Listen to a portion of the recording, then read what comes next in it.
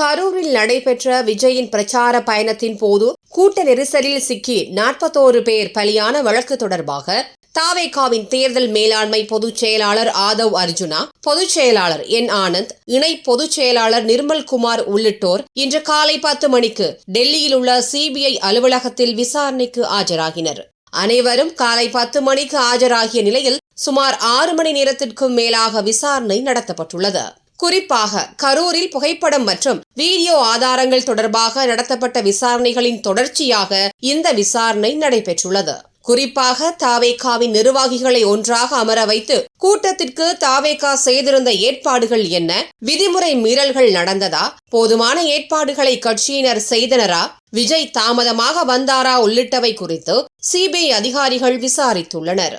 இவர்களுடன் கரூர் மாவட்ட காவல்துறை அதிகாரிகளிடமும் விசாரணை நடைபெற்றுள்ளது.